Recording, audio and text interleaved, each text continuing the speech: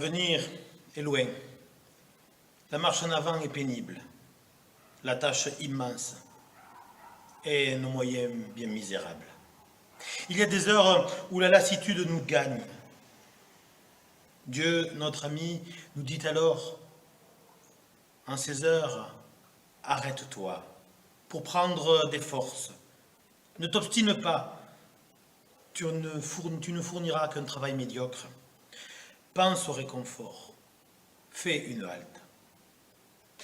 Ce culte que nous vivons aujourd'hui doit être vécu vraiment comme ce temps de la halte, ce temps du repos, un temps pour reprendre des forces et nous en avons bien besoin. Heureux aujourd'hui de vous retrouver encore ce dimanche chez vous, de vous retrouver pour ce temps de culte. Cela va durer encore quelques temps, très certainement moins jusqu'à la mi-juin, mais cette vidéo, ce culte crée vraiment du lien et j'espère que chez vous, il crée ce petit espace de halte et de repos dans les préoccupations du moment. Alors mon ami, Dieu nous donne aujourd'hui l'énergie de vie afin qu'elle surgisse dans nos existences. Comme au matin de Pâques, d'une tombe a surgi la vie. Que la grâce et la paix vous accompagnent. Amen. Et je vous invite à la prière. Pourquoi dois-je toujours me condamner aux souvenirs les plus mauvais? Pourquoi je leur laisse trop de place dans ma mémoire? Ai-je en moi ou en mon cœur tant de place vide pour leur laisser autant de place à eux? Et alors que j'oublie tant de belles choses, faut-il que je conserve les rancunes et le mal que l'on m'a fait? Éternel, nous te le demandons. Nous prions vers toi. Parce qu'il y a des actes impardonnables, des êtres qui ne méritent ni excuse, ni bienveillance, ni indulgence. Et parce que nous sommes humains, cela est pour nous impossible. Mais permets-moi de ne pas toujours les associer à mes pensées et de m'enfermer ainsi dans le mal. Éternel, fais-moi encore entendre ta voix qui me dit « Laisse tomber l'injure à terre et ne la ramasse pas. Baisse-toi pour ramasser la fleur, si humble soit-elle, mais qui aujourd'hui, là où tu es, te sourit. » Amen. Et l'Éternel entend notre prière et nous répond. Et il nous parle aujourd'hui pour nous dire, mon ami, au fond de toi-même, creuse une tombe. De ces tombes qui sont comme ces lieux vers lesquels ne conduisent aucun sentier. Et là, dans le silence éternel, enterre le mal, ensevelis-le, ce mal que l'on t'a fait, ce mal qui te hante. Enterre-le là. Ton cœur sera libéré comme d'un fardeau. Et la paix divine, ma paix, y régnera.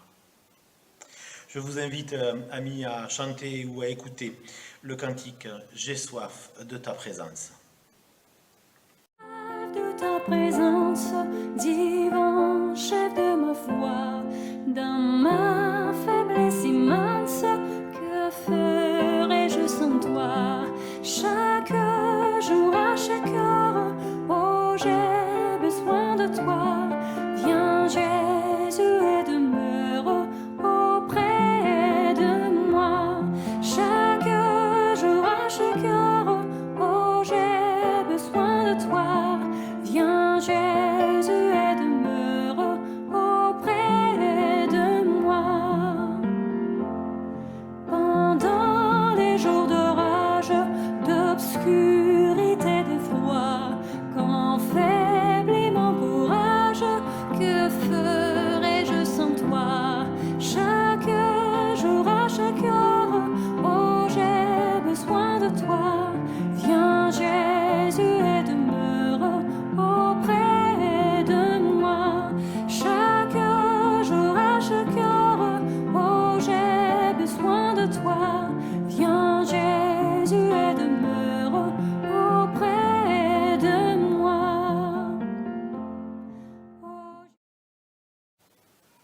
lirons aujourd'hui, ce dimanche, la lecture de l'évangile qui est prévue dans l'évangile de Luc, au chapitre 24, les versets 13 à 35. Or, ce même jour, celui du matin de Pâques, or, ce même jour, 2 d'entre eux se rendaient à un village du nom d'Emmaüs, à 60 stades de Jérusalem. Et ils s'entretenaient de tout ce qui s'était passé. Pendant qu'ils s'entretenaient et débattaient, Jésus lui-même s'approcha et fit route avec eux. Mais leurs yeux étaient empêchés de le reconnaître. Il leur dit, « Quels sont ces propos que vous échangez en marchant ?» Ils s'arrêtèrent, l'air sombre. L'un d'eux, nommé Cléopas, lui répondit, « Es-tu le seul qui, tout en séjournant à Jérusalem, ne sache pas ce qui s'y est produit ces jours-ci » ? Quoi ? Leur dit-il.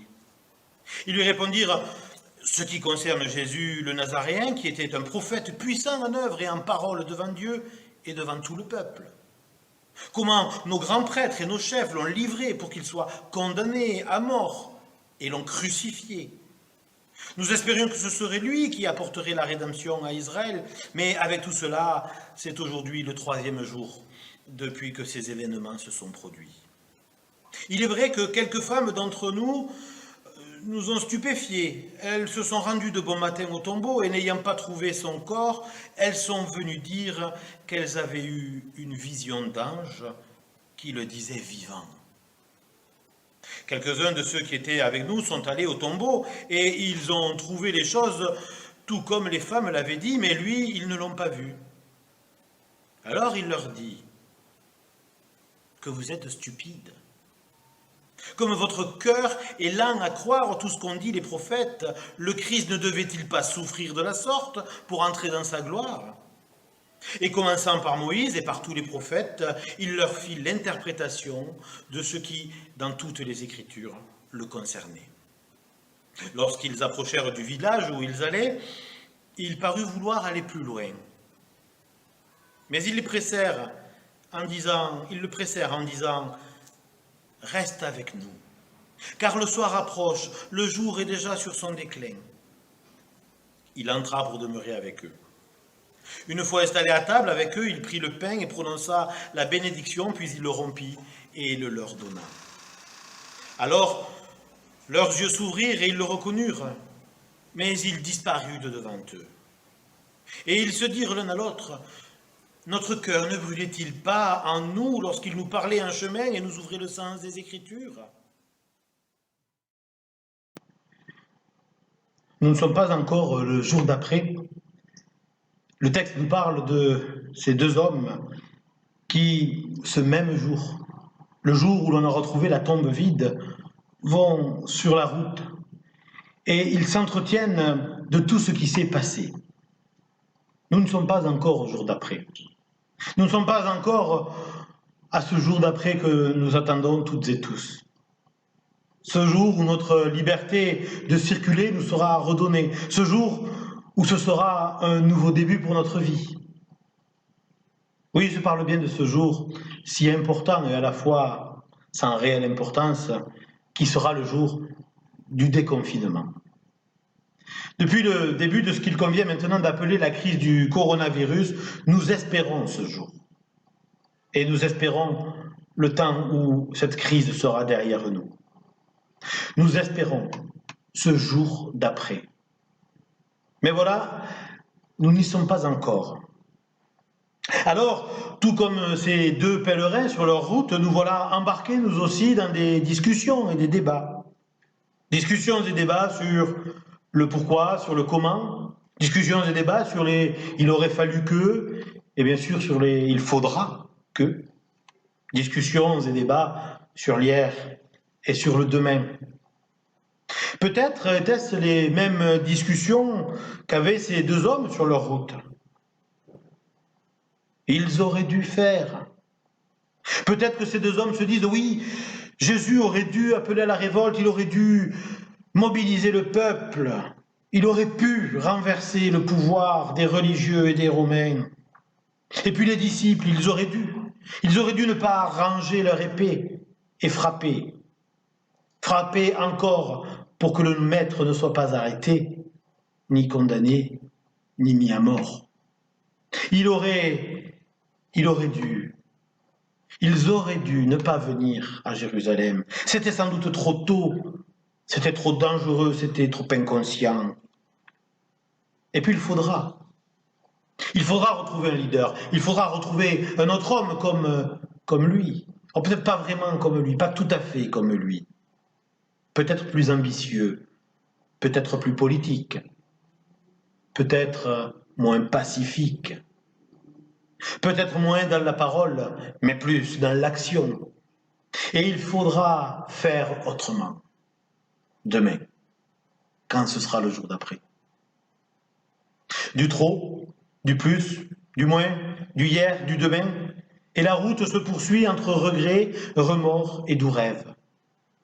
Les deux hommes, comme nous-mêmes aujourd'hui, ces deux hommes sont pris en tenaille, et tout comme eux, nos yeux sont empêchés de reconnaître.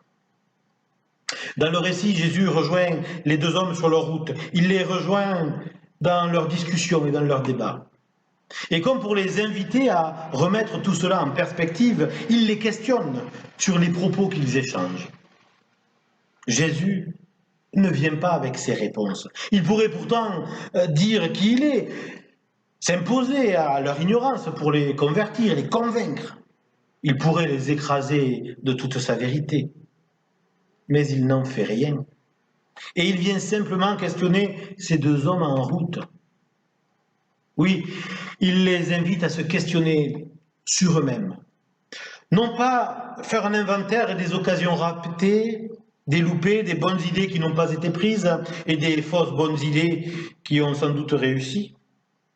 Il les invite à ne pas s'enfermer déjà dans ce jour d'après et dans tous ces impératifs comme nous, avec des impératifs que l'on souhaiterait, sur tous ces espoirs de changement qui ne viendront jamais, sur les prises de conscience qu'on espère, mais qui se confronteront vite à la réalité des jours, à ces enseignements que l'on va tirer pour les remettre vite au placard et qu'on ressortira au prochain épisode, au prochain prophète qui se lèvera et qui ratera à son tour.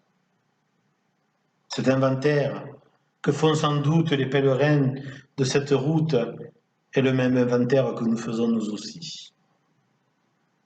Mais Jésus questionne. Et il nous invite à nous questionner. Pas sur hier. Ne pas nous questionner sur l'hier, car il n'est plus et on ne peut rien changer à ce qui a été fait. D'ailleurs, ce n'est toujours que dans l'après-coup que l'on peut critiquer, que l'on peut dire il aurait fallu que.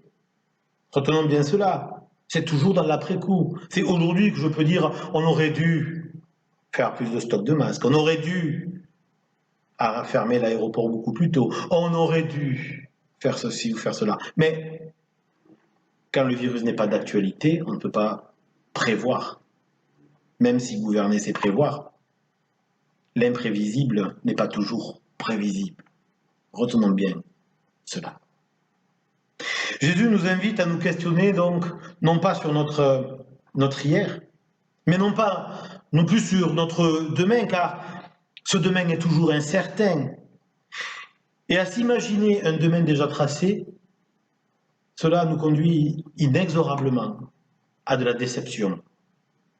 Que ce lendemain soit beau, bon, radieux, ou qu'il soit mauvais, s'il est différent de ce que je projetais, et si ma projection devient mon seul espoir, alors je serai toujours déçu parce que l'avenir est toujours incertain. S'il nous invite à ne pas nous questionner sur notre hier ni sur notre demain, Jésus peut-être nous invite à nous questionner sur notre aujourd'hui, sur notre maintenant. À ces deux pèlerins sur la route d'Emmaüs qui font le récit des événements qui se sont passés, Jésus les invite non pas à regarder ce qui s'est passé, mais à saisir ce qui se passe. Bien sûr que c'est parce qu'il y a eu des événements dans le passé que le questionnement est possible. C'est bien parce qu'il y a eu ces événements-là que le questionnement est possible. Il ne vient pas de nulle part. Mais au lieu de retrouver la vérité dans la froideur d'un récit, ou bien dans l'étrangeté d'un témoignage d'un autre, ou bien encore dans l'observation rationnelle d'un fait, elle peut être à vivre simplement ici et maintenant. Pour ces deux hommes, quelque chose se passe. Oui, quelque chose se passe dès lors que les discussions et les débats sur l'hier et sur le demain s'arrêtent. Ils ne sont pas encore arrivés à leur but. Dans leur récit, ils ne sont pas encore au village d'Emmaüs. Ils sont encore sur leur route.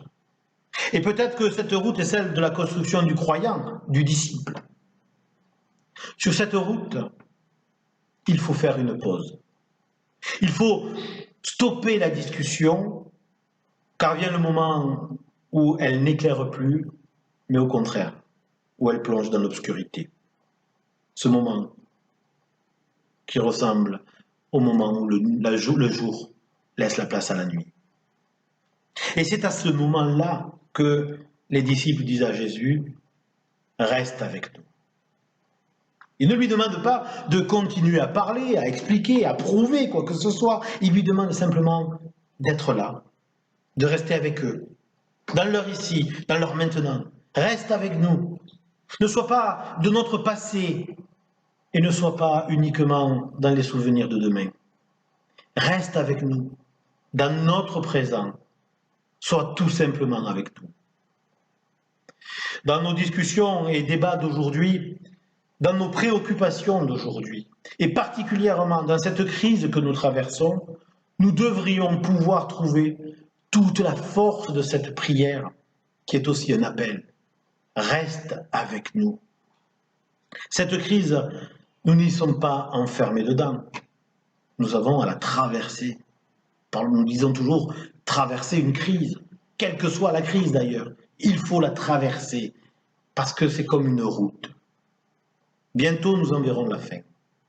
Bientôt, le jour du déconfinement sera à portée de vue, comme le village d'Emmaüs est à portée de vue des pèlerins.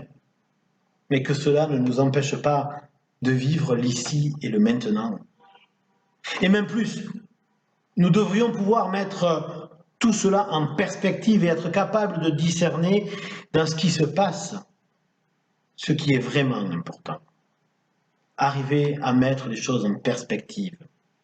Alors je ne veux pas nier l'importance de cette crise et je pense bien sûr et tout naturellement à toutes celles et tous ceux qui sont dans le deuil et dans l'angoisse à cause de cette maladie.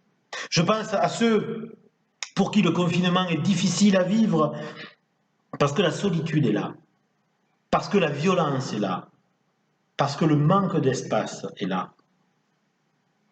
Mais remettons tout cela en perspective, sans nier l'importance de ce qui se passe. Nous aurons passé, amis, 2 mois de confinement, une forme de privation de liberté, mais qui reste toute relative. 2 mois sur toute une vie, ce n'est pas grand-chose. Et même quand on regarde le temps qui est déjà passé depuis le début du confinement, on se rend compte que ce n'était pas, au final, si terrible que ça. Alors oui, il y a des morts. Oui, il y a des morts, mais même après cette crise, il y aura des morts. Il y aura encore des victimes de maladies, d'accidents cardiaques, d'accidents de la vie. Il y aura encore des victimes de la haine, de l'exclusion. Il y aura encore des victimes de guerre. Oui, il y aura encore tous ces morts-là. Oui, il y a des violences qui se cachent derrière les murs trop étroits de nos maisons ou de nos appartements. Mais il y aura encore ces violences inadmissibles. Et il y aura encore des lieux de vie invivables. Un ami me disait qu'il ne fallait pas s'épuiser à vouloir éradiquer le mal, mais qu'il fallait toujours lutter contre le mal, à notre niveau, là où nous sommes. Voilà ce que nous aurons sans doute à faire plus tard. Le mal n'aura pas été éradiqué. Alors le monde aura-t-il vraiment changé le jour d'après? Hélas, je n'y crois pas. Et je ne veux pas en discuter. Je ne veux pas en débattre.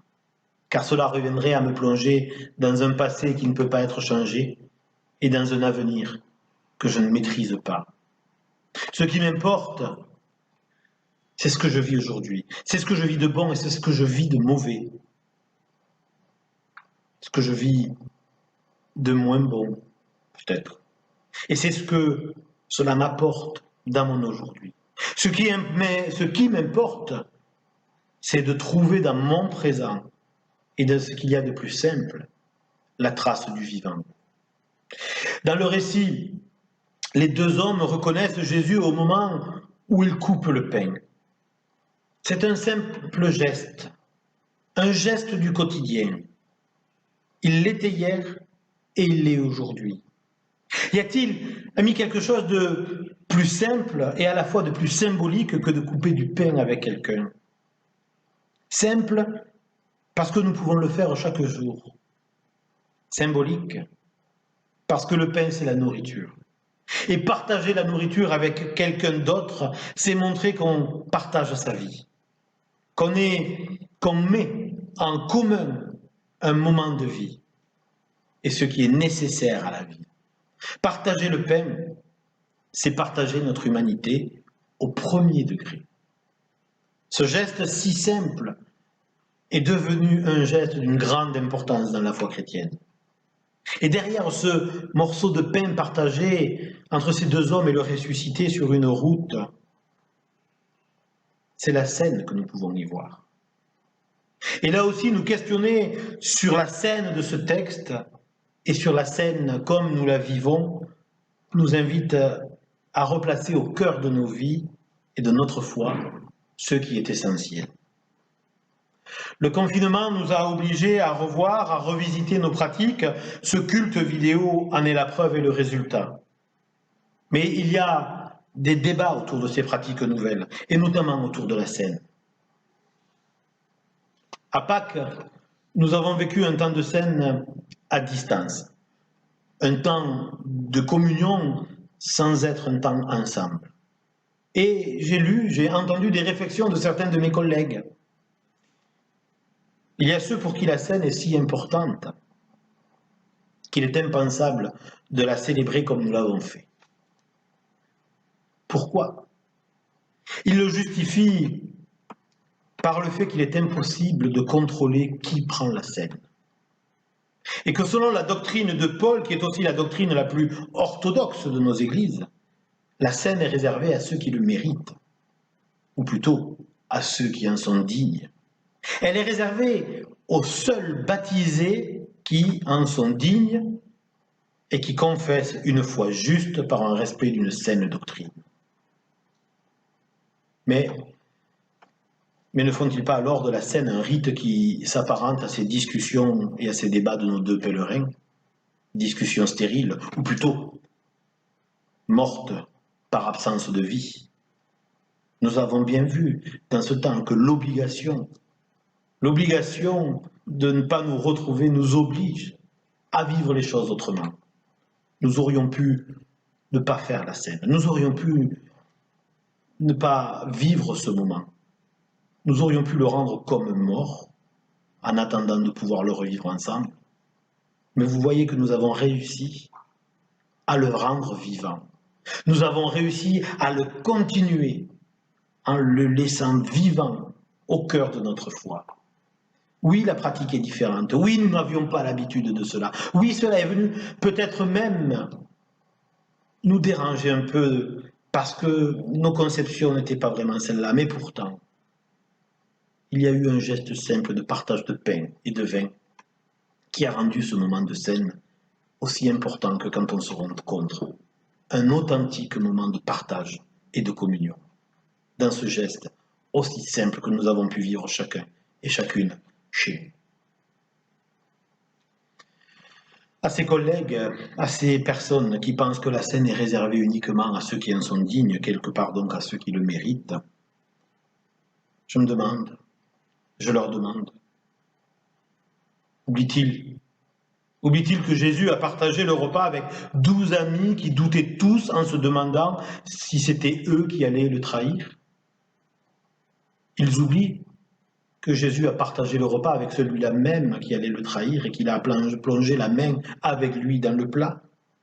Oublie-t-il que ces deux pèlerins du récit d'aujourd'hui n'étaient sans doute pas baptisés et qu'eux-mêmes, d'ailleurs, ont douté de ce qui s'était passé ce matin-là et doutaient même du jour d'après? Et pourtant, Jésus a partagé le pain avec eux.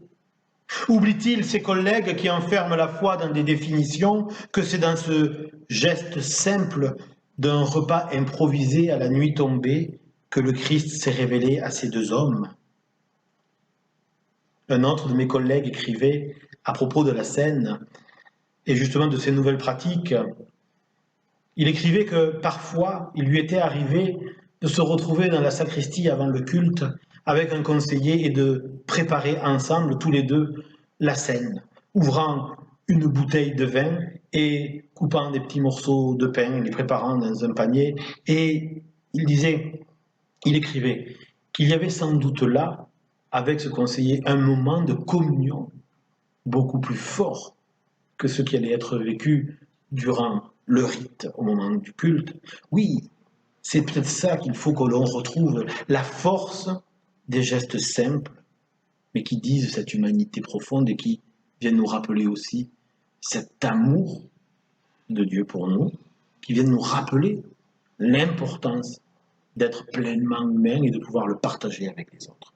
Cette scène qui est vécue sur la route d'Emmaüs nous invite à discerner dans notre quotidien, dans chaque jour qui succède à un autre jour, les rencontres avec le vivant, avec la parole qui annonce la vie. Laissons derrière ce qui est le passé. Laissons demain s'occuper de lui-même. Laissons les définitions, les analyses, les projections et les débats pour vivre simplement ce qui est là et ce qui est donné. Et n'oublions pas que c'est dans ces petites choses de notre quotidien, confinées ou non, dans la vie simple, que le Christ vient nous rencontrer. À nous de savoir le voir et laisser notre cœur brûler en le laissant nous parler la langue d'aujourd'hui et celle du monde. N'oubliez pas que c'est dans un morceau de pain coupé qu'il s'est révélé à ces deux hommes sur la route. Il n'y a rien de plus simple. Et c'est là que nous le trouvons nous aussi. Et nous voilà déjà appelés à entrer dans le jour d'après, le jour d'une vie en plénitude. Amen. Avec nous, Seigneur, le jour décline, la nuit s'approche et nous menace tous. Nous implorons ta présence divine. Reste avec nous, Seigneur, reste avec nous. Sous ton regard, la joie est sainte et bonne. Près de ton cœur, les pleurs même sont doux. Sois que ta main nous frappe ou nous couronne. Reste avec nous, Seigneur, reste avec nous. Et quand au bout de ce pèlerinage, nous partirons pour le grand rendez-vous, pour nous guider dans ce dernier passage. Reste avec nous, Seigneur, reste avec nous.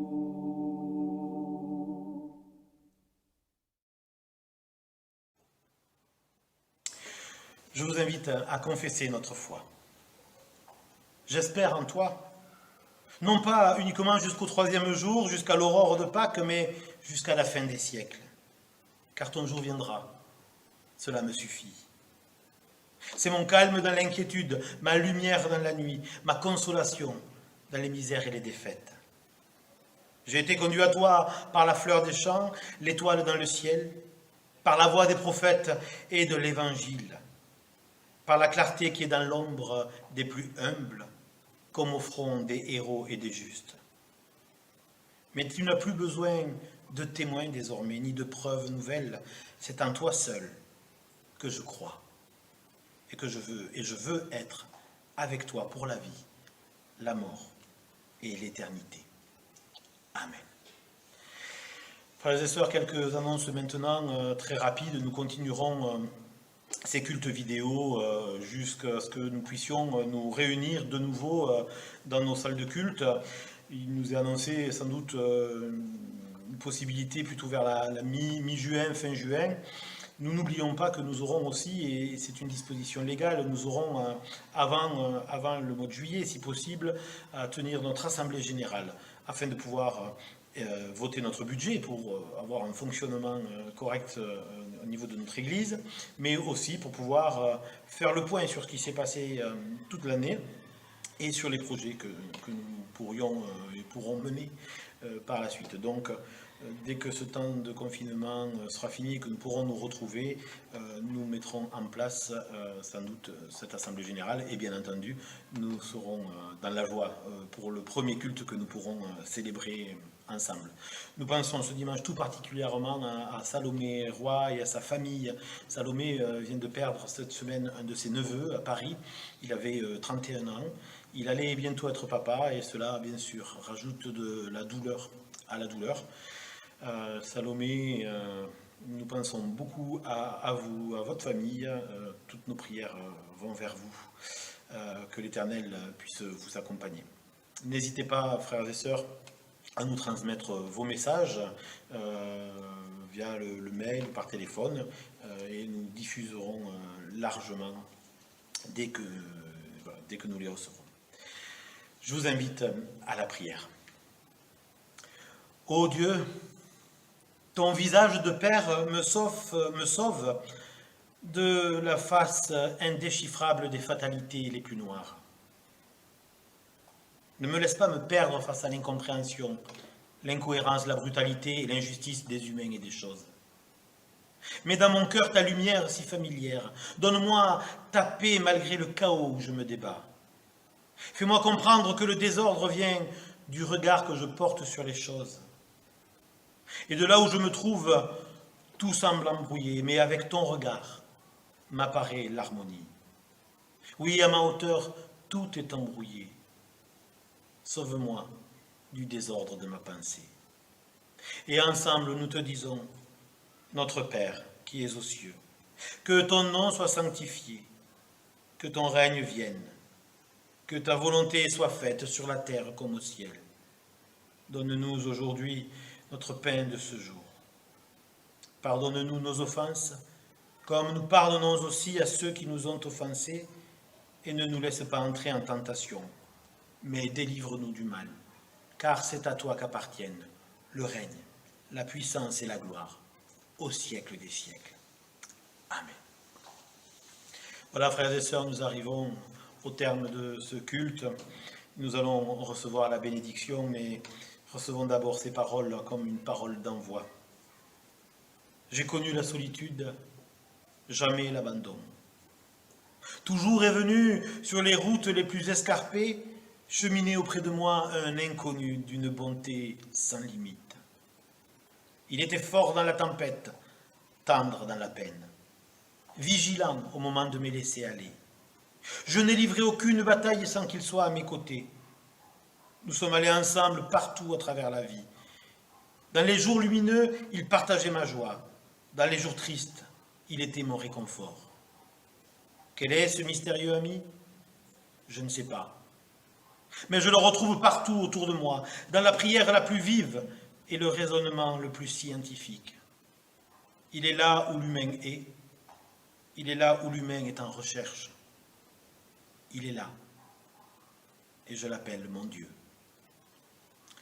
Frères et sœurs, amis, Dieu t'aime et le monde est à Dieu. Toutes choses devront, en fin de compte, tourner à bien. Oui, mon ami, tu es une espérance de Dieu et il te bénit. Amen. Et nous terminerons par un chant composé par un ami et collègue, le pasteur Éric Gallia, qui exerce actuellement un ministère autour de la musique.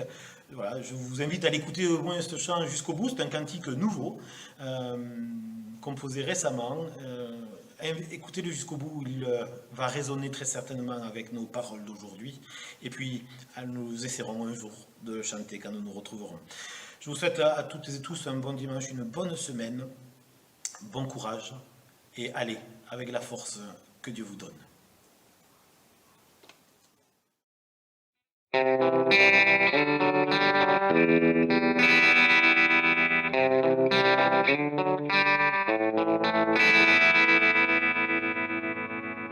Marcher, aimer, servir un prochain, parler, oser, devenir témoin. Marcher, aimer, servir un prochain, parler, oser, devenir témoin. Habiter ce monde et cultiver ce jardin, recevoir enfin l'appel à bâtir demain. Veiller sur la flamme jusqu'au milieu des ravins, oser rompre avec un frère un morceau de pain.